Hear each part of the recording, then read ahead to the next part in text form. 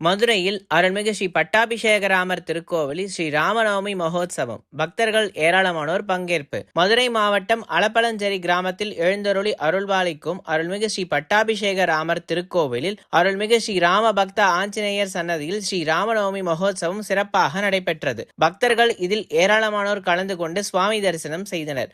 மதுரை திருமங்கலத்தில் இருந்து அத்திப்பட்டி பேரையூர் செல்லும் சாலையில் அமையப்பெற்ற அளப்பலஞ்சேரி கிராமத்தில் ஸ்ரீ அருள்மிகு பட்டாபிஷேகராமர் திருக்கோவில் அமைய பெற்றுள்ளது. திருமலை நாயக்கர் காலத்தில் கட்டப்பட்டு சுமார் 500 வருடங்கள் பழமையான இந்த திருக்கோவில் முழுவதும் கற்களில் மட்டுமே பயன்படுத்தி கட்டிய திருக்கோவிலாக விளங்கி வருகின்றது. ஸ்ரீ ராமபிரான் சீதா பிராட்டியை தேடி இலங்கைக்கு போகும் வழியில் இங்கு தங்கி சென்றதாக ஐதீகம். மேலும் இந்த சுற்று வட்டாரத்தில் இதை போன்று எந்த ஊரிலும் ஸ்ரீராமர் பட்டாபிஷேக திருக்கோலத்தில் பார்ப்பது மிகவும் அரிது. இந்த பட்டாபிஷேக ராமரை குழந்தை பாக்கியம் இல்லாதவர்கள் வந்து மனமுருகி வேண்டினால் குழந்தை பாக்கியம் கிடைக்கும் என்பது இந்த சுற்றுவட்டார மக்களின் நம்பிக்கையாக உள்ளது. மேலும் குழந்தை வரம் வேண்டி குழந்தை பாக்கியம் அடைந்தவர்கள் தங்கள் குழந்தைகளுடன் வந்து சேவிக்கும் திருத்தலமாகவும் விளங்கி வருகின்றது.